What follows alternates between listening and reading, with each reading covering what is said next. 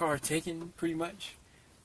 Okay, so this is how we're starting this one. We're starting this one with a little bit of an argument. This is gonna be an interesting episode. I feel like you don't want to start. Actually, this is gonna be a very argumentative episode. You know what? Then that's a good way to start. That's the good. Okay, it's one birthday shot, dude. It's one punch, one swift punch to the belly. That's easy. That's light work. All right. How about this? I'm okay. I'm a man up. No liver. No, I'm not doing liver shots. I'm not trying to make you shut down. And no solar plexus, because that's real sensitive. Just get a nice center of the body shot, you know? All right. We're cool with it? I'm cool with that. I can give the body shot. I'm cool. You're not just saying it because we're recording. I'm all right with it. It's a lock. All right. Because you didn't want to do 21 shots of vodka? Yeah, it just seems like a bad idea. It is. It does. That could kill you. The body shot's not going to kill you. It's going to hurt. It's going to hurt. Not going to kill you. Yeah, I'll be all right. All right. Well, then... That's a good thing to move. All right. All right. We got that out of the way. Well, then that's kind of a good way to start the episode because we resolved our issue within, what, a minute? Yeah. That's about the fastest we've ever resolved an issue. Hey, maybe it won't be that argumentative. It's probably still going to be. We need it to be. We got an hour to fill here. But, we got to argue about something.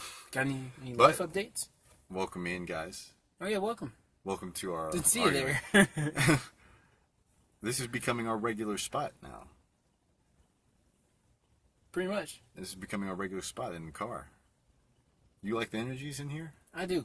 Like sitting in the car and talking? I feel like stuff? being... Feels pretty natural, I'll admit. I feel like being out here helps me think clearly. I feel like I'm less distracted. Feels pretty natural. On the elements.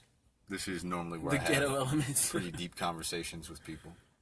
When we start having guests, are we going to bring them in here? You going to sit in the back seat? Definitely, freshen it up a little bit. You sit in the back seat.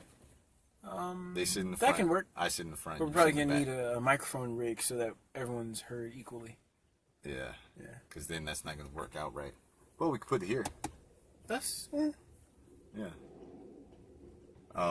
Give it a test run. We'll see how it goes. We're a little bit more on track now. Not taking hiatuses. Hiatuses? Hiati? We're not taking long breaks. We're getting back on track. We've got a couple of... I know we said we're going to do a debate, but do we want to argue first, or we want to talk about topics? Let's... Well, I mean, we're only 3 minutes in. You don't got no life updates? Then you want to tell people? Oh, well, let's see. This is the last episode that we're going to do before your birthday. Okay. Everybody, it's going to be Shawn's birthday. Wet legs. All right. 21-year-old Thanks for ruining my birthday. 21. Hey, will y'all please... Will you please not call me wet legs? Please go to his social medias, blow him up. Not calling him wet legs. Don't make him feel bad. You can call him wet legs if you want, but make sure to say happy birthday. I think it'll cancel out the wet legs if you give him some birthday love. Show him some birthday love. I'm going to just say this now, just to let everyone know, because I feel like they might not fully understand. If you're calling me wet legs, then that means, A, you're a sheep, and you're following. You can't do that to our listeners. I just want to inform them. I don't want them to be... You can't let them make their own decisions. Or B, you've let Javon brainwash you. So just realize that. Those are the same things. Just shake it out. Those are the same things. You're not giving them options. Because there's only one option. You're not giving them options. Don't be a follower, be a leader, okay? So just shake it off. Shake the brainwashing off. Okay, but what if they want to call you wet legs? No one wants to call me that because no one knows the reference except for you. They heard the reference. They have forgotten the reference by now. Your legs were wet. No one remembers the reference. But, yes, it is my birthday coming up. I'm finally turning 21. What is an alternative that we can call you by? You can call me the Bust Down God. Nope. You can call me Mr. Drips. Oh, I definitely don't like that. Why don't we just call you wet legs if you're dripping?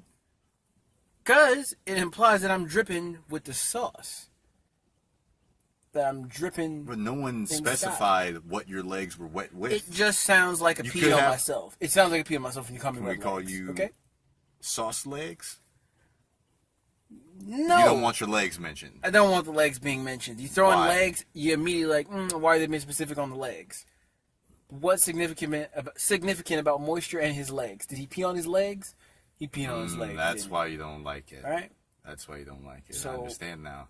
Well, if you're not going to come up with an alternative, you know what this reminds me of? This reminds me when everyone was giving Kevin Durant nicknames.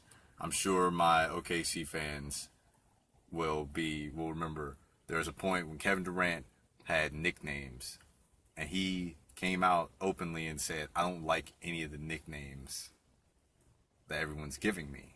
All right, fine. Call me And you remember Call me what Big he said Juice. he wanted? Call me Big Juice. You remember what he okay? said he wanted, Shawn? I want you to say it because you specifically don't like Kevin Durant.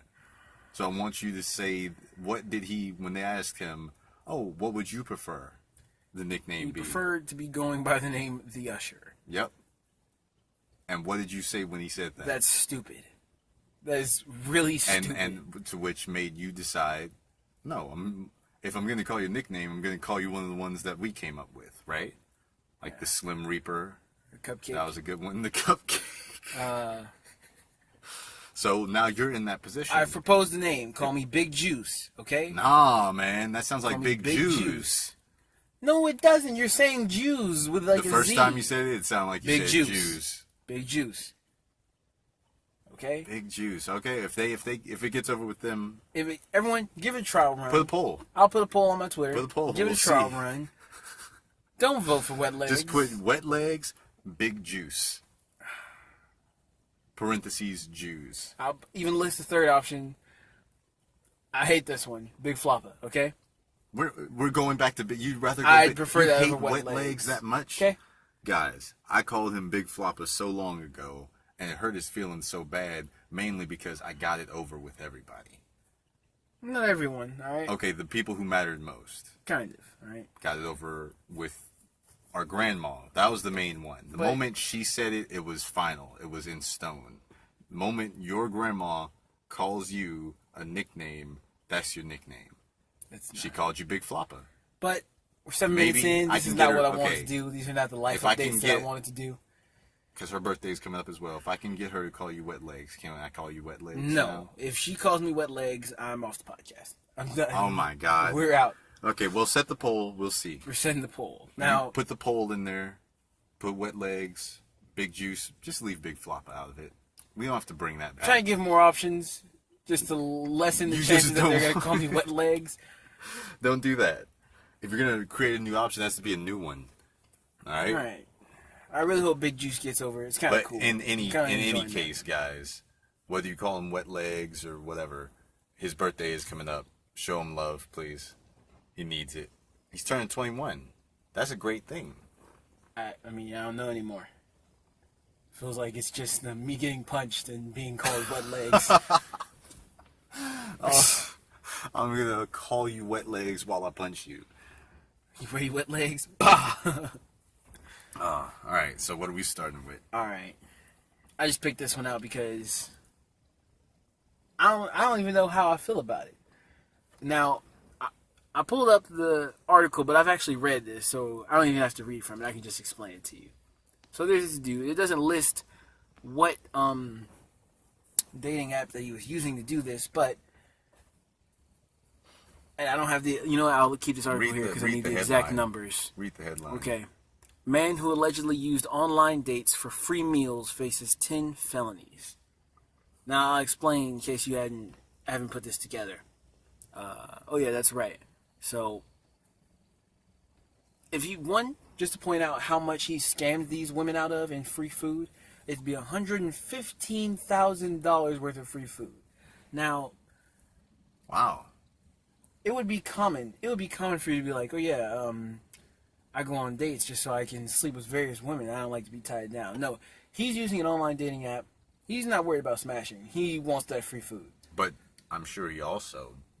I mean, no. Nope. See, what he's been doing is whatever dating site he's been using or app, he meets up with these women. He goes on dates with them. I'm assuming he's charming them. He orders a meal.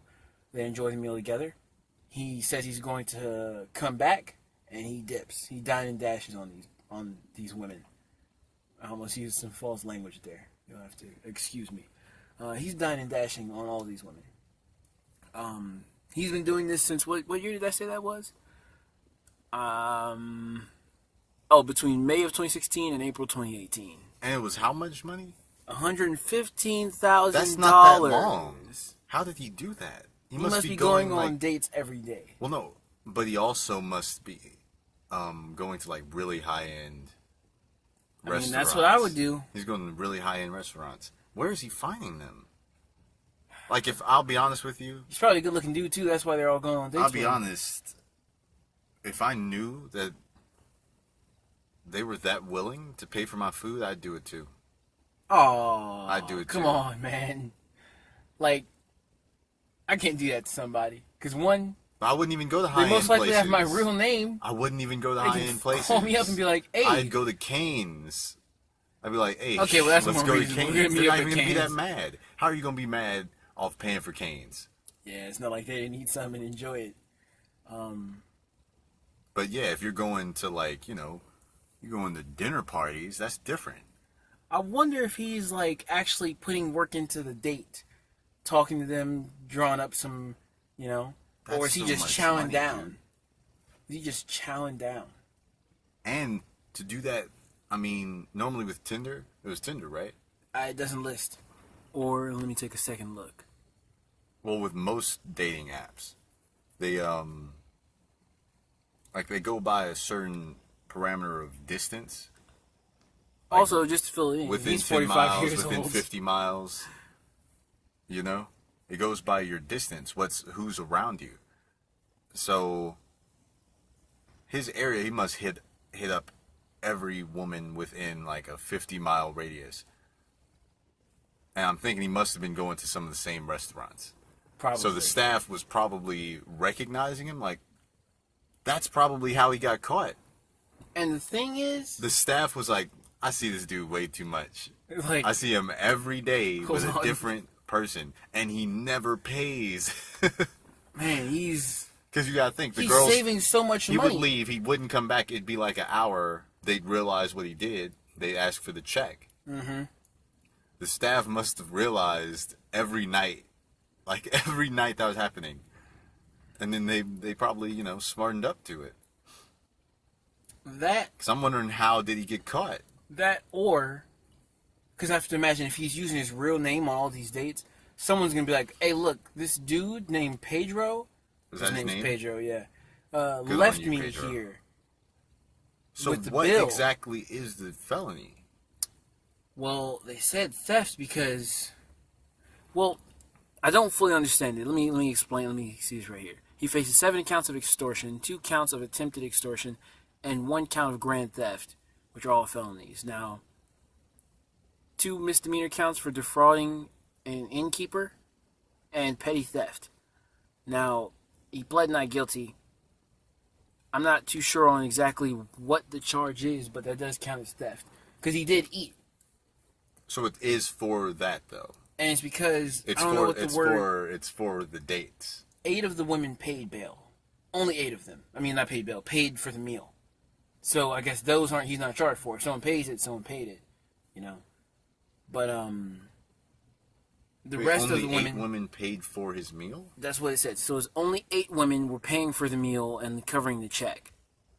Let me see this right here. Ordered food and drinks and then left without paying.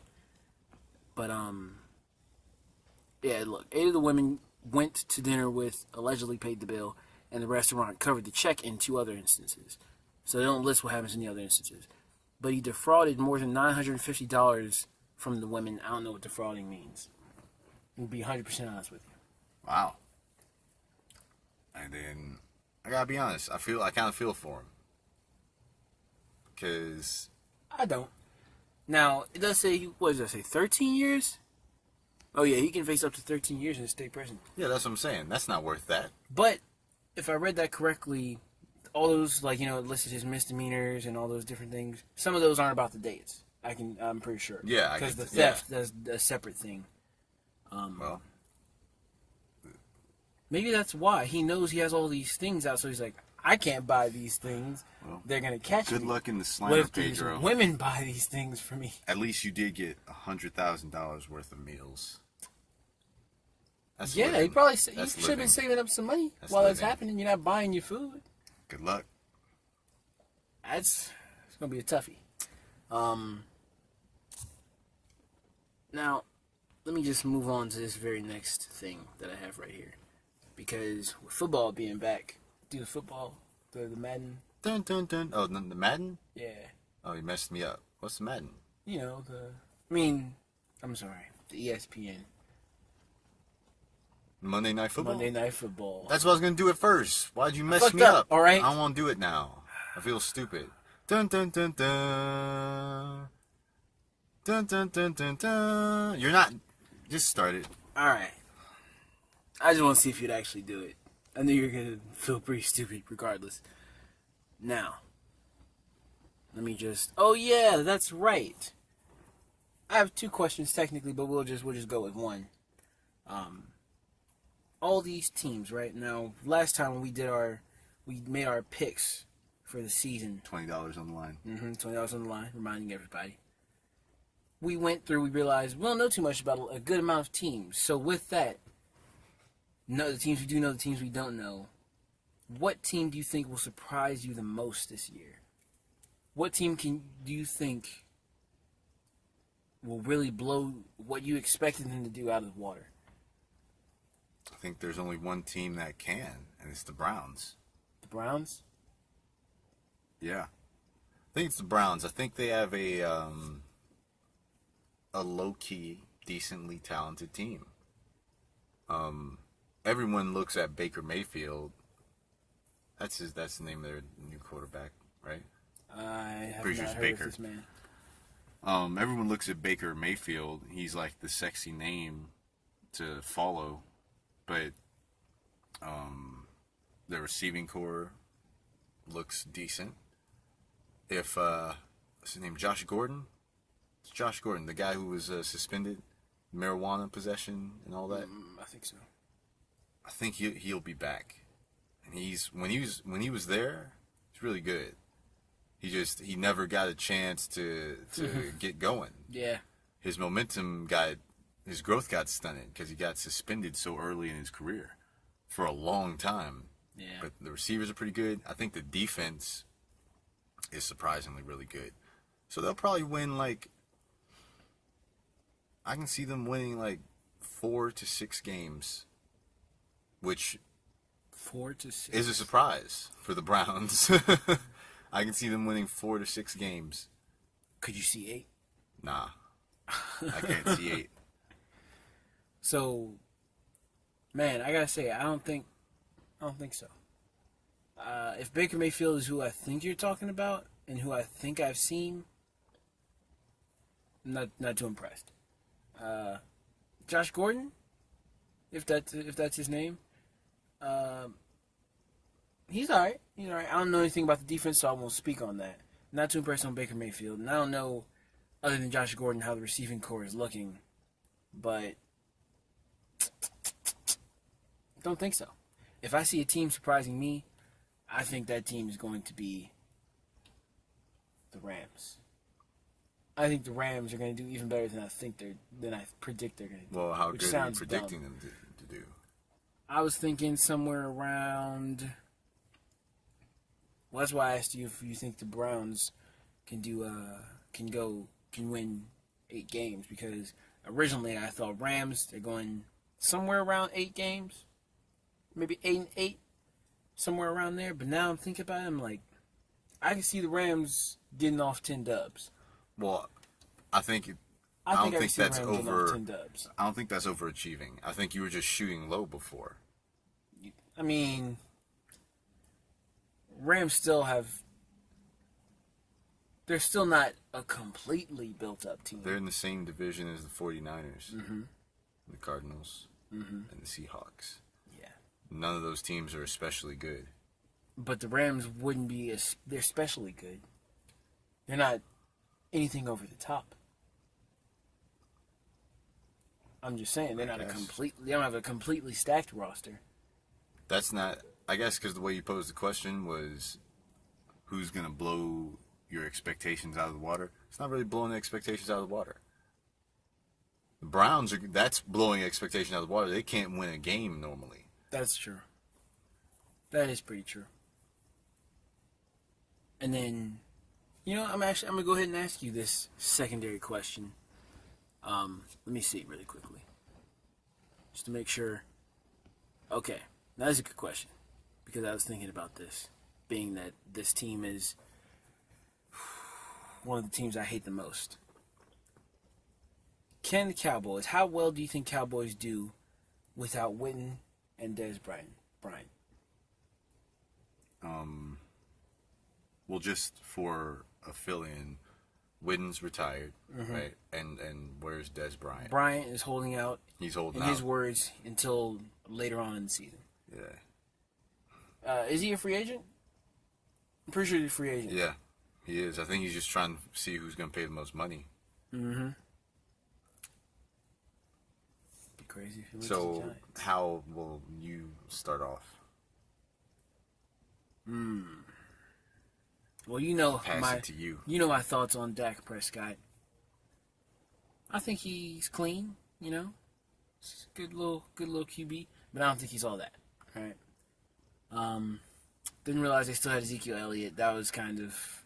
I remember that was mind blowing last time we were out here when I realized that.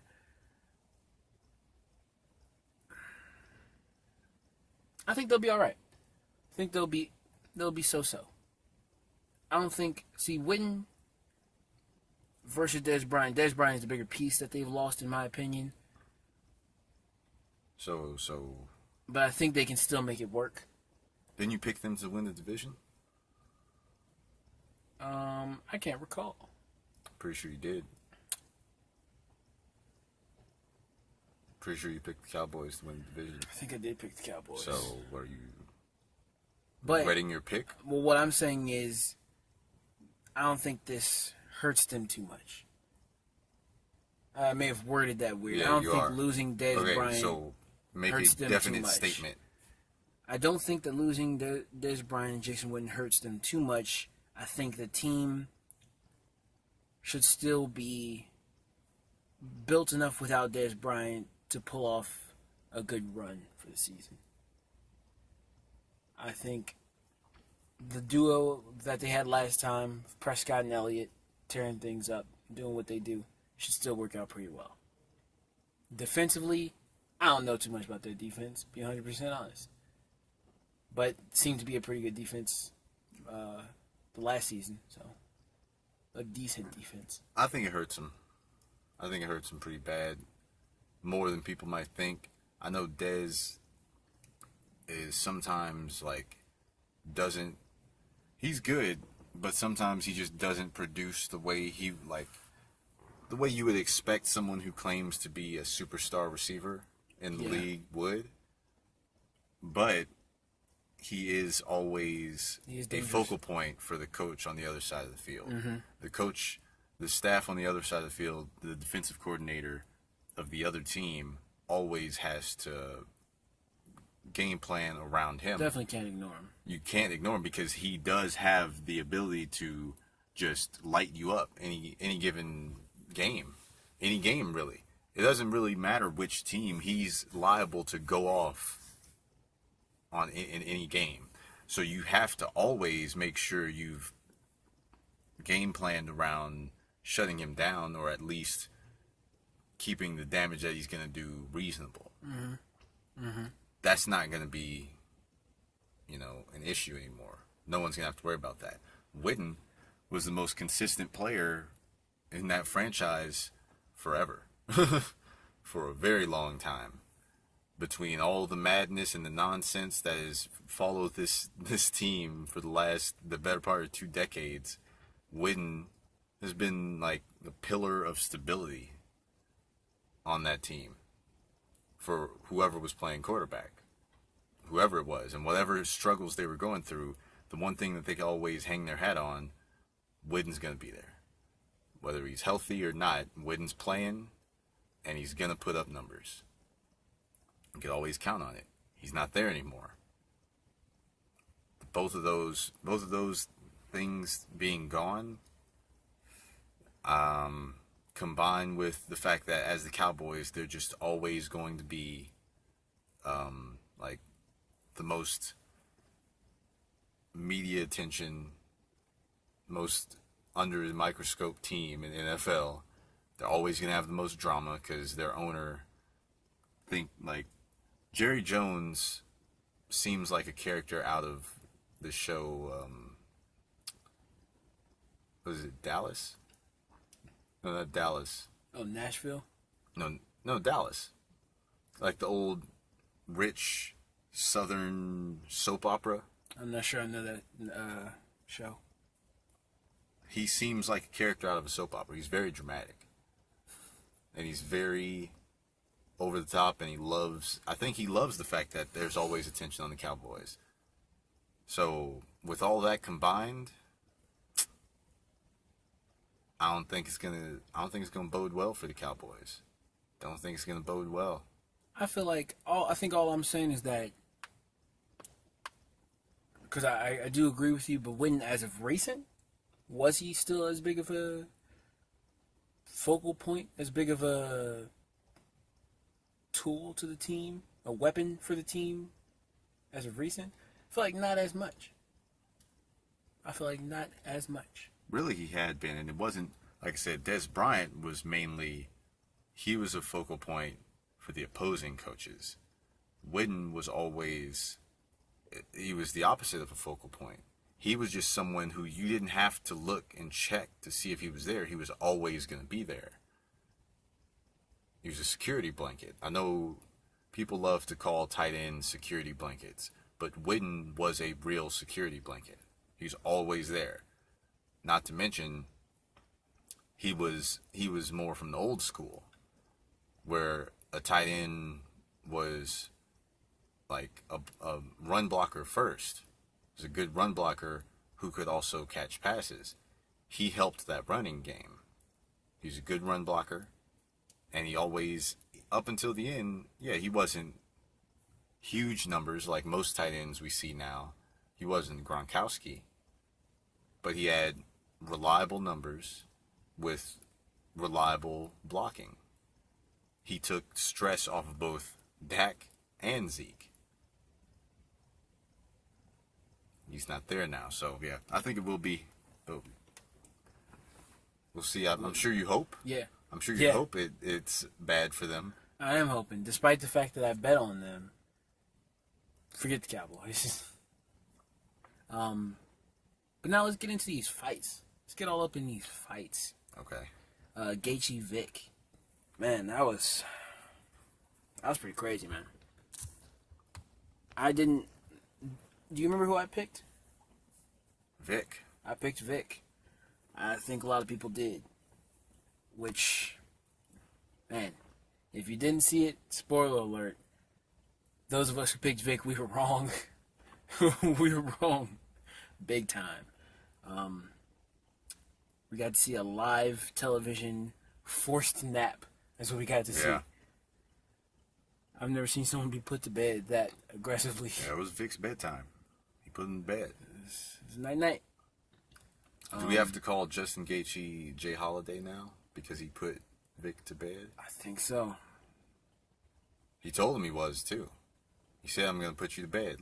He might as well just added like Jay Holiday. He pretty much just said like Jay Holiday. Slept that man. Kind of looked like he stole his soul a little bit. Yeah. The way that Vick fell, it kind of looked like Thanos had snapped his fingers, and he was like, he was about to turn into dust. Damn. I feel like that's all we can say about that fight. Anything else you want to say about that fight? It's less to say about the fight. It's more to say about Gaethje. Yeah. He is. I think it shows that there is a difference. I think that fight and that performance really shows the difference between the levels in that weight class. There are levels, and the main story of this fight, of the build-up to the fight, was that Vick thought he was on a higher level than Gaethje.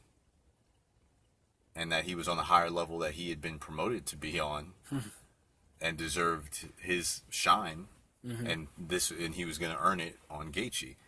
So, and Gaethje was saying that I am a top level fighter. Yeah, I might have had a couple of bad outings, a couple of knockout losses, but I am a top level fighter. I lost to great fighters. I lost to great guys, and in those fights, it was back and forth. I never was just getting outclassed. It was back and forth in both of the times that I lost. And this fight really showed that separation. What you saw was a huge separation in, not specifically in skill, because that's not always what it's about. Vic might very well be. We didn't know. We don't know. We didn't get to see very much of him. But skill-wise, he might be on par with the top 10 in the lightweight division of the UFC. He might be, for all we know. But there's a difference in the mental game. There's a difference in experience, in composure. Because I think that's what really hurt Vic. I think the fact that he was in the main event, I think it took a little out of him. Probably. Being in the main event. And I just like to believe the more you talk, added with the fact that he had a main event, I'm sure that was like, damn, I kind of talked myself into a corner. Which is something that a lot of people don't think about, which is when you play the mental game, when you play the mental game of talking, whether it's to psych your opponent out, to psych him out and get in his head, or if it's to hype up the fight and sell the fight, which Vic said that that's what it was for. He came out and said after, I didn't mean the things I said about Justin. He said, I respect him. I only said them to promote the fight. I only said them to make us money. And I do actually respect him. But in either case, when you talk to build up the fight or to get in your opponent's head, it also can get in your head. It can get in your head. It's a double-edged sword. Yeah.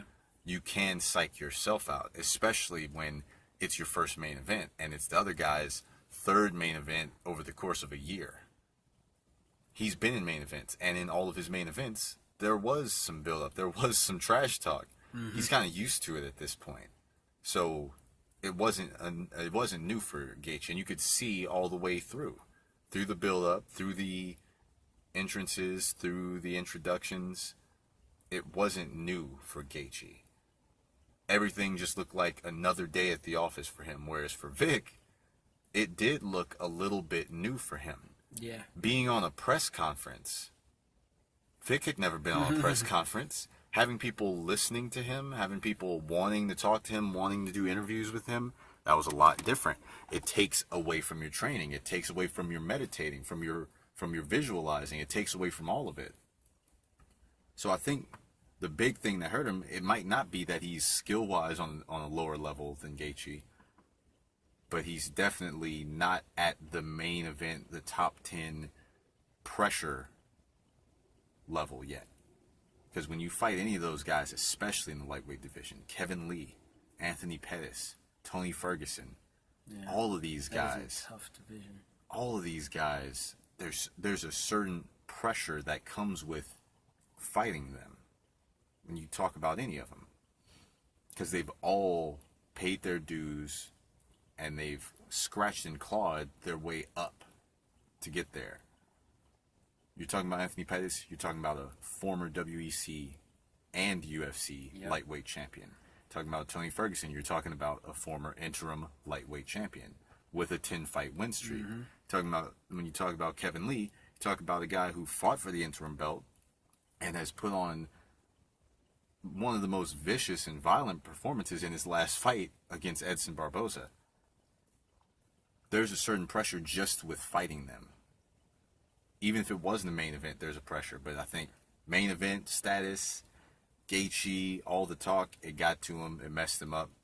So it showed Vic. I think he'll get back up.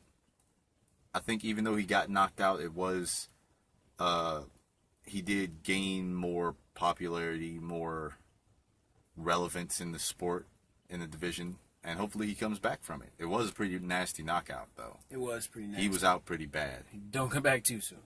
Recoup. Yeah, take your medical suspension off. Take Yeah, your medical definitely, suspension. Take extra time off because that was a bad knockout. Those are the ones that you don't like seeing. But yeah, I just want to, because I picked him off of some highlights that I saw, and I think he has promise based off what I saw. I had never really seen him fight. I just watched some highlights to fill myself in, and I actually like his style. So I hope he works his craft, if you will. Yeah. Let's see, co-main event. That was Michael Johnson and Andre Fili. Now that I didn't even fully see. I got to see a little quick highlight breakdown video. So why don't you explain a little bit? Well, I'll be For honest. When I people's- was watching it, the stream messed up. I missed a little bit of it while I was resetting the stream, but Yeah. I saw the majority of it. I thought it was close, but I did think Michael Johnson won. I did think that he won, but it was close. I could see why Fili would be upset and why he would think he's won, because when you're in a fight, it's really hard. You get caught up in the moment so much. Like when you're in a fight, and I haven't been in a cage or a ring in a fight yet. I've sparred. I've been in fights in real life. Yeah. But Street fights. as of the majority of recent history, of recent times, I've sparred. But I can tell you, even just from sparring rounds, just from Muay Thai rounds, you get really caught up in the moment. You get really caught up. You get tunnel vision almost, to where you're not really aware of what's happening around you, and sometimes you can even lose track of what's happening in front of you, of what's happening in this round. And you can feel like you're like hands down doing so much better than the guy, and the guy across from you can feel the exact same way. Yeah. And the only way to tell is to watch the tape. The only people who have a clear judgment is the people on the outside watching. Now, is it always the right judgment? No, but they do have the best vantage point. Yeah. Because when you're in there, it's too intense. You can't score it. You can't score while you're fighting. Yeah, I So think you have to be on the outside to have I can accurate see it was a judgment. close enough fight that I can completely understand why both guys think they won. Because in those close ones, you can't tell. I've been in rounds before where you've been watching the round, and I thought it was a good round for me. I thought I won that round. And you told me, oh no, that guy, he hit you a lot. That guy kind of, he controlled the center, and he had pretty good defense when you hit him, and you let me know that I got hit more than I thought, and I hit him less than I thought. And it just goes like that sometimes. So, but I did think that Michael Johnson won the fight. I did as well. I mean, it's a little different for me because, like I said, I saw highlights, but it did appear to me that Michael Johnson had won. Any other noteworthy fights on that card? Noteworthy performances. Tim Williams got rolled on by Eric Anders. Boy, That was that was a 39-yard field goal that Eric Anders kicked. this might Tim sound a Williams' little head harsh. flew away Oh, it did. right through the uprights. Field goal was good. Yeah, he's got accuracy. I didn't know he also played kicker. I knew he played linebacker. I didn't know he also played kicker. Apparently, he's a versatile player. Yeah, that was a performance that was definitely blew my mind. Mickey Gall. I found that really funny. I'm sorry. I found that funny. It was funny. It was scary a little bit, but it scary. was funny. But Mickey Gall's performance was great. Oh, yeah? Mickey Gall, first round sub, What? rear naked choke, his usual way that he gets him. And then who did he call out? Oh, he called out for He said Northcutt? well, he said he wants a rematch with Randy Brown because that was his last fight. He lost. And he said, if I'm going to ask for a rematch, then I'll offer a rematch. So he said Northcutt. And probably part of the reason he would mention Northcutt's name is because, you know, he felt bad already that he was on the undercard and Sage Northcutt was out here co-main eventing fight night cards, and he won. He beat them. That he would beat make me Sage. angry. So he's probably like, let me beat you again. Maybe that'll get me on the co-main event. I don't think they're going to make that fight, though. I think they're trying to bring Sage along. They don't need him to be getting any more, beatings. More else. And then Randy Brown, they might make that fight, but I think they like Randy for their future in the division too. But hopefully Mickey does get on the main card soon. He's definitely worth it. He's impressive. How could I not mention fellow syndicate member Joanne Calderwood?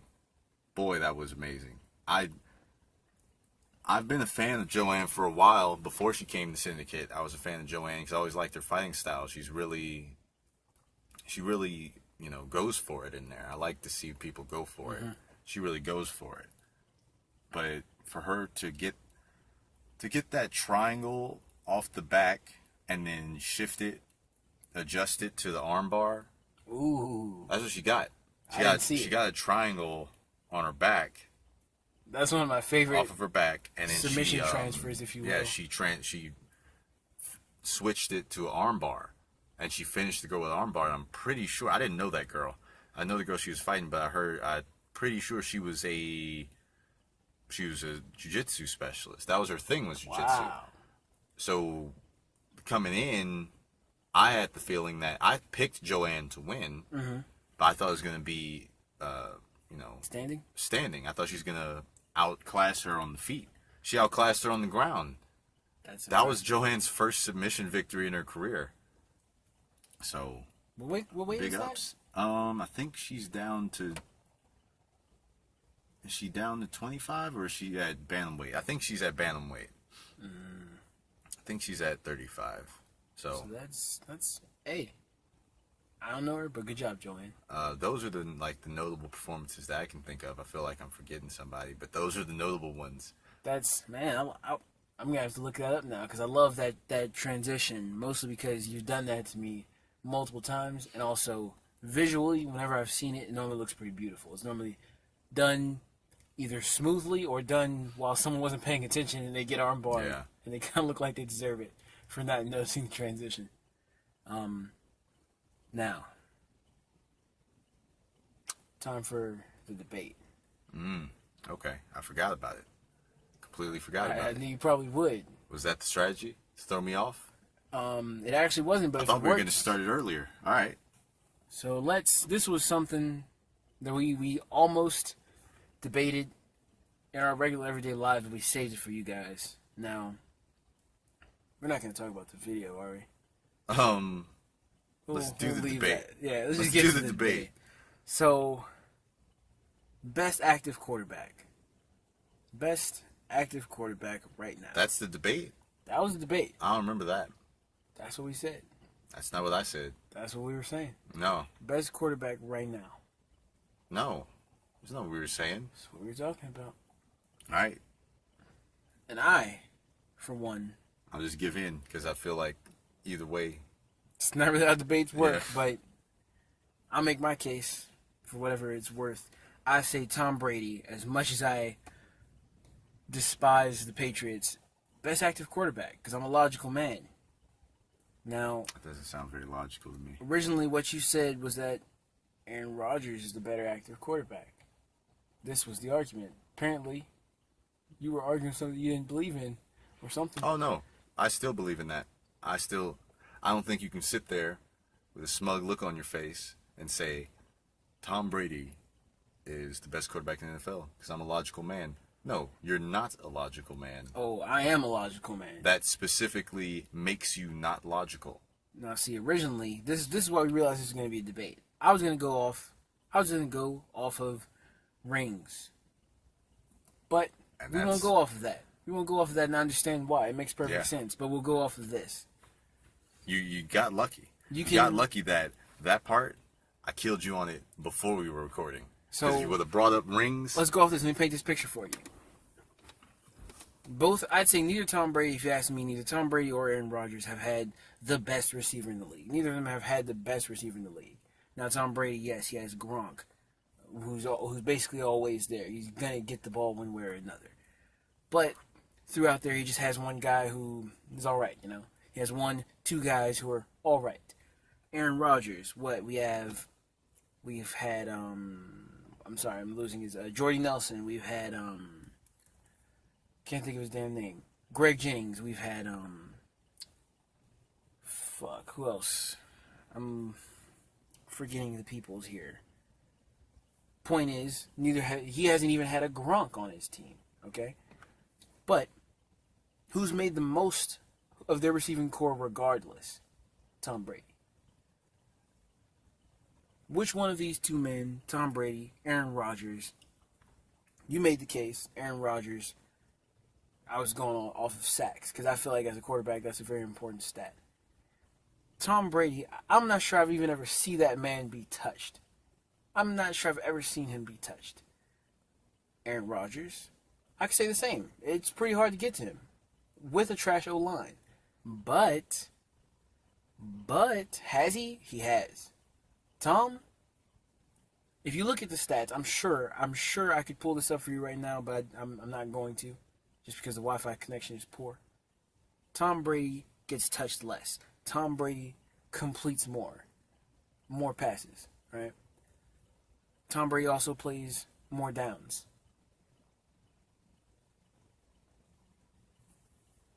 Best quarterback active. Is that your whole argument? I'm sure I'll think of more. What's your rebuttal? You gotta say it now. You gotta say it now, because once you hand me the mic, I'm about to light you on fire. All right. I'm about to light this on fire. So you better think of something, because right now I'll let you know you're making my case. But I'll let you wrap it up. I'll let you bring it home. Okay. All right. Fine. Man, I gotta say, I do feel like that was my whole argument. That was your whole argument, wasn't it? But here's the thing. I'll also put this out there. Tom Brady has played without Gronk. He's played without his major weapons. If I remember correctly, against these Falcons, Tom Brady is the man who brought them back. Tom Brady, yeah, and Gronkowski. But Tom Brady is the man who brought them back. If I'm correct, he passed them into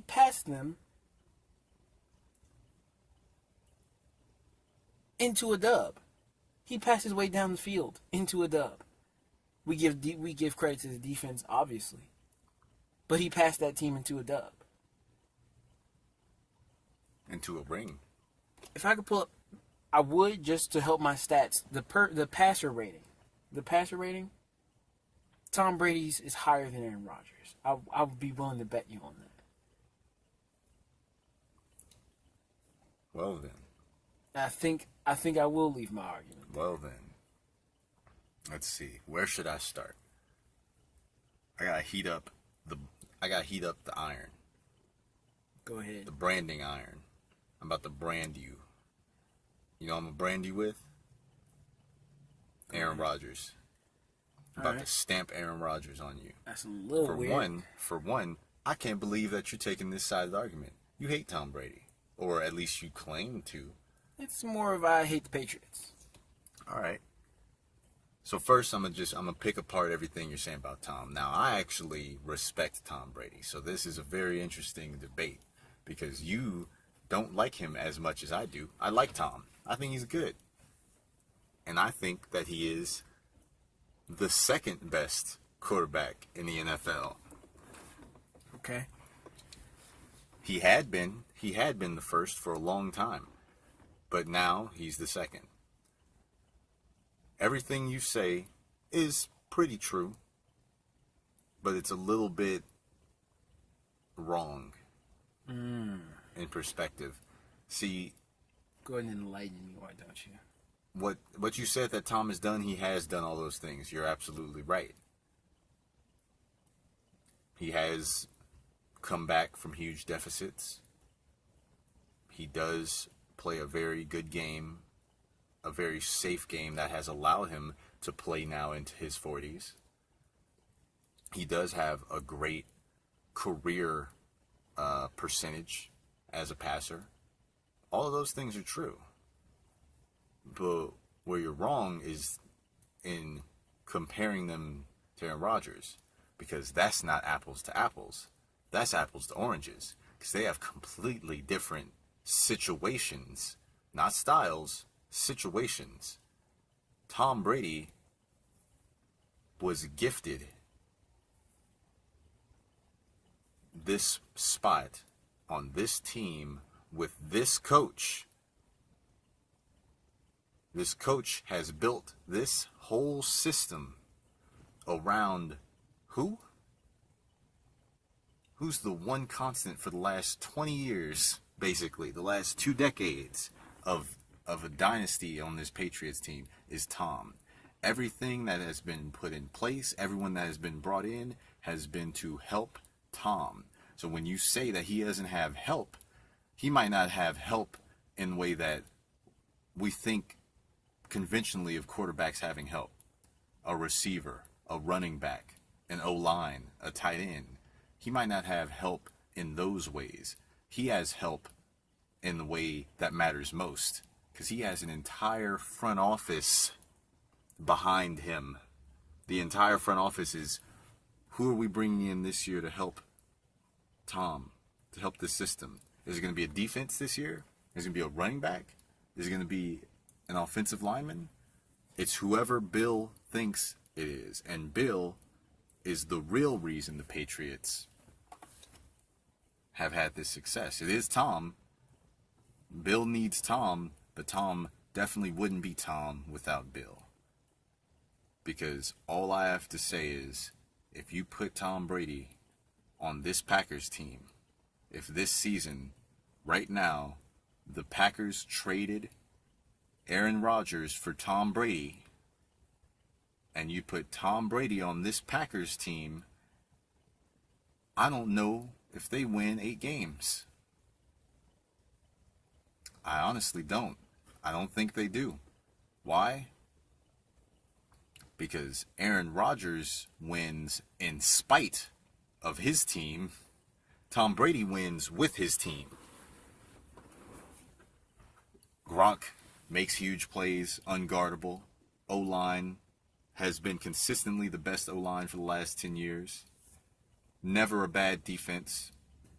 Not always the best, but always a formidable defense. Tom wins with his team. Aaron Rodgers wins his games in spite of his team, and namely in spite of his coach. There is no system.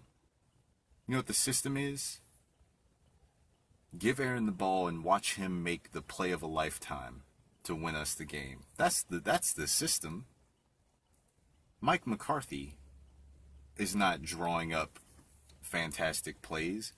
Aaron Rodgers is making these plays happen. He's forcing them by sheer will. Tom Brady is not making plays happen. They're being drawn up and they're being executed. They're being executed flawlessly, granted. He's executing. I can't take it away from him that he's not executing what's being drawn up perfectly, but it is being drawn up because Bill Belichick is a mastermind. Mike McCarthy is not. And you can see it. There's never been a running game. This kind of goes back to the last episode when I was getting on the Packers. It's funny that we should talk about this because the Packers have never given Aaron Rodgers a decent running game. That's why I have to stop you. They've never given them a decent running game. But no. You don't get to stop me. All right. Because I know what you're going to say. Eddie Lacy. You're going to say Eddie Lacy. And Eddie Lacy was good for about not even one season. He was good for about 12 games of one season. He was good for about 12 games of one season because he was a good player. But you know what the problem was? There was no system. If you go back, look at Eddie Lacy's career in Green Bay. They would run him directly into a blitz. You can't have a running game when you're just running your star running back, your number one running back. You're just running him into a brick wall. He's meeting a brick wall every time. Yeah, he's a big dude, but there's no system. They're just running him into a wall. Every once in a while, he'd get lucky. He'd break a run. He'd make a play. But the majority of the time, he's getting beat up. They were just using him as basically a battering ram. That's not a running game. That is not a running game. So, as I know Eddie Lacy's cool, he's dope, but that's not a running game. The game is more than just the talent of the running back. It's the scheme, and there wasn't one because they've never had one in Green Bay. Now, back to what I was saying, though, there's never been a decent running game for Aaron to lean on, but somehow he has the best play-action fakes in the league with no running game. Interesting. Also, his receivers. Now, Jordy Nelson, he's really good, and he's been reliable for so long, but he's not your star guy. He's not a guy who's going to stretch out the field. He's not a guy who's completely impossible to cover. He makes great catches. He's a good route runner in the intermediate, distance. And he's reliable. He's durable. Those are great things. It's not to take away from Jordy Nelson. But Aaron Rodgers has never had a star guy at receiver or tight end. Now, Tom has had some good guys. You really do what a lot of people I hear do. They try and really downplay Tom's receiving core. They love to downplay it and make it seem like he's never had good receivers. That is extremely false. Because he had Randy Moss, who just got inducted into the Hall of Fame, who broke the record for most touchdowns, receiving touchdowns in a season, on the Patriots with Tom. It was Randy. It was Randy Moss, okay? He also had Wes Welker. Now, is Wes a guy, once again, is he a guy who's going to stretch the field? No. Is he a huge target for you to be able to hit in the end zone? No. But in that intermediate range, he's great. In that slot receiver role, he's great. Didn't Wes Welker, if I remember correctly, he had multiple 100-plus catch seasons. That's not a good receiver? Is 100 catches not a top? The years that he had 100 catches, he was, I can't look it up. I can't say it for fact. But I'm willing to bet you, dude, the years that he had 100 catches, how many people had more catches than him those years? How many people you think had more catches than him the years that he had 100-plus catches? 2, maybe? Maybe 2? Does that means he's not a star receiver? You can catch the ball 100 times and not be a top 5 receiver? Yeah, I can't buy into that. That's a good receiver. You got Julian Edelman. Once again, not a superstar. It's not a superstar, but my point is that Tom has had more of the B-plus guys than Aaron has. Neither of them have had A-plus. Well, Tom has. He had Randy. But even if you want to argue that Randy was an A-plus by that point, which he definitely was, but if you want to make that argument, Tom has had more B-plus receivers than Aaron has. He's had Julian Edelman, Wes Welker, Randy Moss. Those are B-plus receivers. Then you drop in there Rob Gronkowski. Has there been a more dominant force in the league since Rob Gronkowski got here? Has there been a more dominant force for the amount of time that Rob Gronkowski has been a dominant force? For a while, you look and you go, okay, J.J. Watt, he's pretty dominant. He's pretty unstoppable for about 2 years. Rob Gronkowski for the last, 7 years? 6, 7 years? Most dominant force in the NFL. from when he came in till now, they still have no idea on how to guard him. There is no way. There's no matchup. There is not a single matchup that works against him.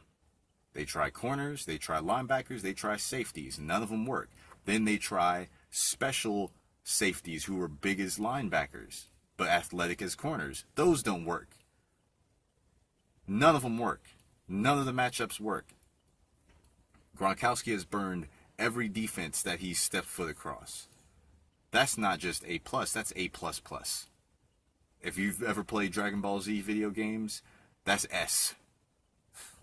That's super. Who has Aaron Rodgers had? That was that. His best guy was a B+ player, was Jordy Nelson. That's all it was. That's all he ever had. Don't get me started on the O-line. Tom Brady never gets touched. He stands in the pocket, passes the ball, walks down the field to the next spot on the field. Yeah, that's a good thing. You want your quarterback to be able to do that. But you also want your quarterback to be able to make a play if someone gets behind the line. If someone gets behind the line, notoriously, we all know at this point, how do you mess Tom Brady up? Well, get behind the line with him. He's not athletic enough, or just athletic enough in general to be able to make special plays with someone breathing down his neck. Aaron Rodgers, on the other hand, only gets to pass with someone breathing down his neck because he has no O-line. Since he got there, since he picked up the team, and since he inherited from Brett Favre didn't have a line. He inherited from Brett Favre, the line got worse. They put less effort into giving him an O-line because they thought, oh, he's more athletic than Brett. He can make more plays. He can get out of the pocket quicker. So Aaron, we see him game after game. It has nothing to do with the defense either. It has nothing to do with, he goes against better defensive lines. Nope. Has nothing to do with that. It has everything to do with his O-line. Every defense he faces gets behind the line, and what does he do every time? He burns them. He lights them up. Carves them up. He shimmies and shakes, makes some room, throws off of his back foot. Don't matter. Always on the spot every time. On the mark. You want to look at stats? You want to look at history? I don't even need all those things. I brought them up because you brought them up. But I don't even need all those things. All I need are my eyes.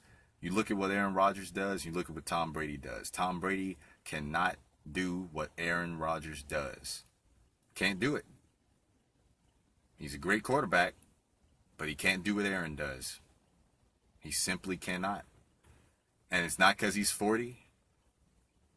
Give him 10 years back. Give him 10 years of his life back. Take him back to 2008 when he was 30 years old. No, take him back to 2007 when they had the undefeated season. Because 2008 he blew his ACL out. So take him back to the year before that when he had the undefeated season. Can he do what Aaron Rodgers did? Or what Aaron Rodgers continues to do year in, year out? He can't. Hasn't been able to do it ever. I ask you, aside from Tom, who can do it? Who can you confidently say in the NFL has the ability, even if they can't do it now, who has the ability to do it? Give them 5 years. Who can do it? Who can do it? Who can do what Aaron Rodgers does? Who could fill that void? Aaron Rodgers retires tomorrow. Who could fill that void? I think you could argue that Russell Wilson can. I think in time Jimmy Garoppolo can, if that's how his name is pronounced. I think if he sharpened his skills, we could see a similar result from Derek Carr. If he was a bit more mobile. Well, I could see a bit more mobile and a bit more accurate. Your picks for that. Maybe they're possible, but here's my small disputes for that. Jimmy G, just not enough tape on that kid.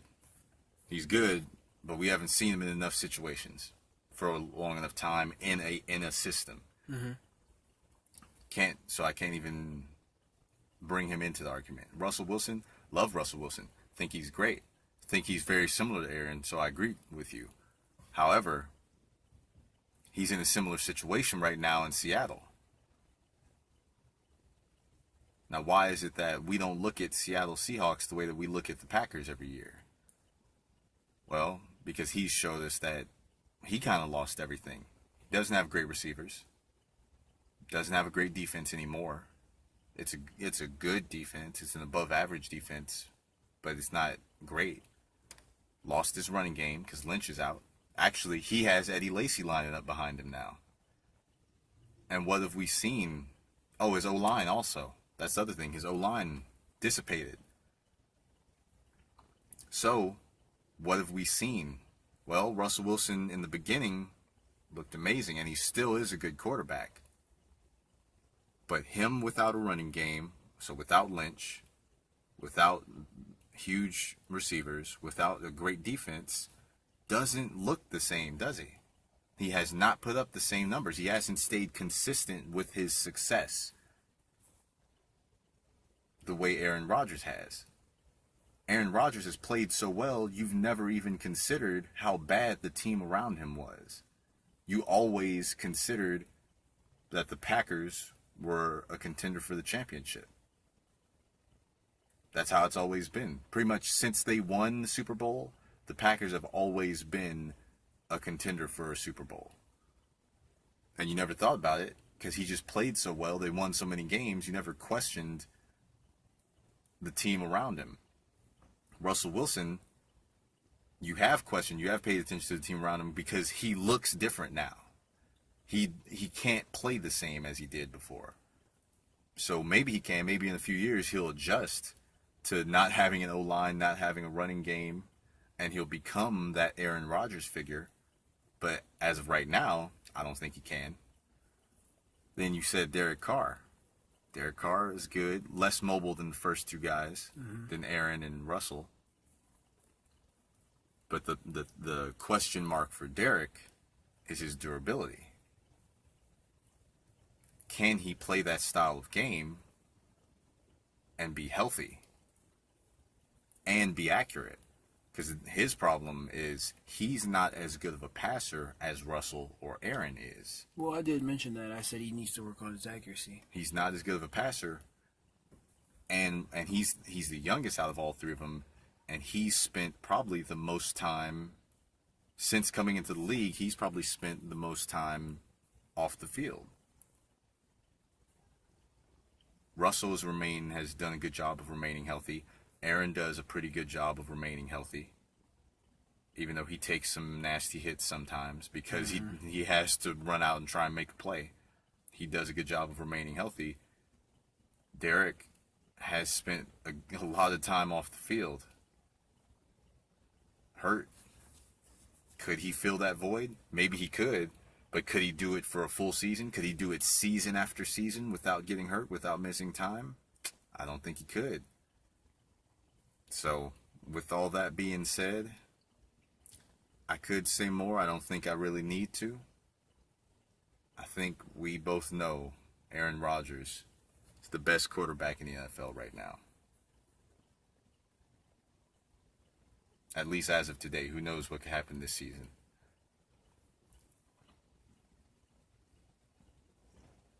I mean... Did I take your breath away? A little bit. Took your breath away. A little bit. If there is anything to prove my point, be this season, we could see some things change like you were saying. But I do feel like there's a couple errors in what you were saying, but other than that, I think I have to agree. Aaron Rodgers is better. Wow. I didn't expect you to say that. I mean, I don't think I broke it down that way in my head. I think that's the difference. I wouldn't normally fold on my argument like that. But, I think to put it plainly, I think you opened my eyes a little bit. Just a little bit. That's what I'm here to do. This is for me, this was like a deep episode now. I feel like you really went into some... I felt like I hurt your feelings a little bit. I don't know. You blew my mind, is what you did. Yeah. I realized, I was like, I didn't hurt his feelings. I just opened his eyes to things that he was missing. It's crazy, man. You should be like an analyst or something. You'll be the new Max Kellerman. Oh, man. We can't mention Max Kellerman, dude. We can't be mentioning him yet. We won't. We're not going to do that. We can't bring that up. But anyone who's listening, if they know what we're talking about, we don't even have to say anymore. And if you're not listening, or if you are listening and you don't know what we're talking about, just look it up. Just go watch. Just look up Max Kellerman on First Take. Yeah, just go look up First Maybe Take. you'll find it, maybe you won't, but I'm not directing you to go look at it. Oh man. So where are we at now? We're at a hour, 10 minutes. It's time there. to wrap it up. I think it's about that time. Time to wrap it up. Are you gonna wrap us out this time? Oh man. You're really not gonna? I mean, come on. My birthday's coming up. Why don't you go ahead and wrap us out? Give the people. I feel like there's at least some people out there who would like to hear you rap us out. It doesn't have to be a birthday. They probably rap. would like to hear me rap. It doesn't have to be a birthday rap. It's a birthday rap though. But before you do that, of course, let's plug it in. Well, I'm trying to decide. I don't think I'm gonna do it. Is the thing. Okay. I know there probably are people who want to hear me say it, but I don't hear them. I need to hear it from them. If people say that they want to hear me rap, I guess I'll have to do it. Because I give the people what they want. But as of now, you're the only one who wants to hear it. So I'm sorry, I can't give that to you. I can't. It's not good enough, man. I can't do it. It's not good enough. I'm not worthy. So you're not rapping us out this time? I'm not. I guess we're going to do a dry exit. We're going to do yeah, I guess so. Yeah, it's going to be a dry exit. You're letting me down a little bit. I'm sorry. I could go for some bars. I don't have them. I don't have any kind of bars. I don't have bars of soap. I don't have chocolate bars. Nothing. Man. I have no bars for you today. I'm sorry. With that being said, though, you can follow me on Twitter at Javon_Kamanawai. You can hit Rashawn up with some birthday love on where? Twitter at Shawn John 101010. If you can't find that, just go ahead and That's type where he in wants the birthday love, right? Sexual_Lee. I appreciate it. On Twitter, right? On Twitter. I'm not going to be the desperate guy who asks for it. I'm being the desperate guy for you. It's a little weird. No one's really done that. I'm a real one. You are. Yep. You are. If you would like, you can also catch me on my Snapchat, SeanC150. Yeah. That's up to you, though. You might see some things you don't want to see. You might see some things you don't want to see. People might send you some weird nudes. Yeah. Weird ones. Ones where you look really uncomfortable and you're hunched over. Yeah. Well, no, I was thinking like a bitch got her titties out. Uh-huh. And then there's just a huge, like a salmon just laying across her stomach. I don't know what the message is supposed to be there. I don't know what it is either, but you might get it. Damn. What was the Snapchat again? SeanC150. Yeah, that was really that was SoundCloud, bizarre. right? SoundCloud. Let me see what it was again.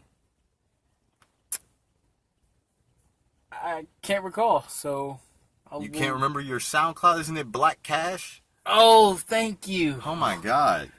Black Cash, BLACC, $CA$H. All right, and then everything Twitter, Instagram, Spotify is all painfully tight, at painfully tight. And Is it simple? the website, www. I was jumbled. It was. www. Ooh, Michael Cole style. painfullytight.com.